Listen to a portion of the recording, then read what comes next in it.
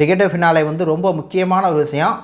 அது வந்து sound fans நம்ம எல்லாம் சேர்ந்து கடவுள்கிட்ட ப்ரே பண்ணிக்கணும். சவுண்டு வந்து அடிக்கணும் அப்படின்னு சொல்லி எல்லாமே காடு தானே அப்படிங்கிற மாதிரி இருக்குது. லைவ் அப்டேட்டு அதிரடியாக பிக் பாஸ் சீசன் 8க்கு உண்டான டிக்கெட் 2 ஃபினாலேக்கு உண்டான அந்த டாஸ்கில் ஆரம்பிக்க போகுது அப்படிங்கிறத பிக் பாஸ் வந்து அறிவிச்சிட்டாரு. இந்த படத்தை பாருங்கள்.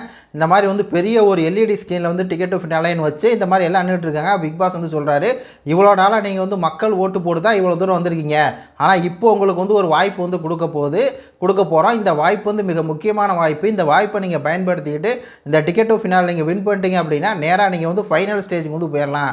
அதாவது 2 வாரம் நீங்கள் வந்து ஃப்ரீயாக அந்த வீட்டில் இருந்துக்கலாம். உங்களை இந்த வீட்டை விட்டு யாருமே வெளியேற்ற முடியாது. அதனால் உங்கள் ஹார்ட் ஒர்க்கை போட்டு தன்னம்பிக்கையை போட்டு எந்த அளவுக்கு நீங்கள் உழைக்க முடியுமோ உழைச்சி இந்த டிக்கெட் ஃபினாலேக்கு வந்து டஃப் கொடுத்து ஜெயிங்க அப்படிங்கிற மாதிரி அவர் ஒரு மோட்டிவேஷன் ஸ்பீச் வந்து கொடுத்து இந்த இதை வச்சுட்டாங்க.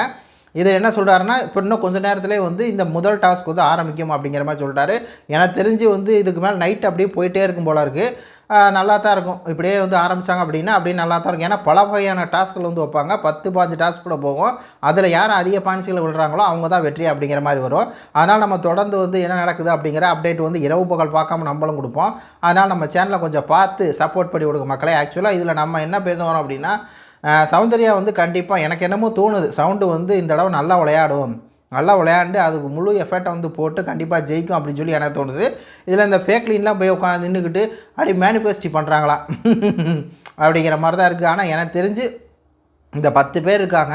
இந்த 10 பேர்த்தில் ஸ்ட்ராங் பிளேயர் அப்படின்னு சொல்லி பார்க்கும்போது என் கண்ணுக்கு யாருமே தெரில. கண்ணியன்லாம் ஒரு ஸ்ட்ராங் பிளேயரே கிடையாது. சும்மா ராணாவெல்லாம் சும்மா அப்படி பண்ணுவோம், ஆனால் கிடையாது. ஃபேக் க்ளீன்லாம் ஒரு ஓரமாக போக சொல்லிடுவாங்க. மஞ்சரி இவங்கெல்லாம் ஆனால் என்னென்னா எப்படியாவது ஜெயிக்கணும் அப்படின்னு உயிரை கொடுத்து விளையாடுவாங்க. அதில் தலைவி வந்து அவளுடைய 100% விட 500% போட்டால் மட்டும்தான் ஜெயிக்க முடியும். அது நம்மளுக்கு தெரியும். ஆனால் விளையாடுவாங்க. சவுண்டு கண்டிப்பாக வந்து அந்த ஒரு ஸ்டஃப் வந்து சவுண்டு வந்து கொடுப்பாங்க அப்படிங்கிற ஒரு நம்பிக்கை இருக்குது. டிக்கெட் ஃபினாலே வந்து ரொம்ப முக்கியமான ஒரு விஷயம். அது வந்து சவுண்டு ஃபேன்ஸ் நம்ம எல்லாம் சேர்ந்து கடவுள்கிட்ட ப்ரே பண்ணிக்கணும். சவுண்டு வந்து அடிக்கணும் அப்படின்னு சொல்லி எல்லாமே காடு தானே அப்படிங்கிற மாதிரி இருக்குது. உங்கள் கருத்துக்களை சொல்லுங்கள். நன்றி, வணக்கம்.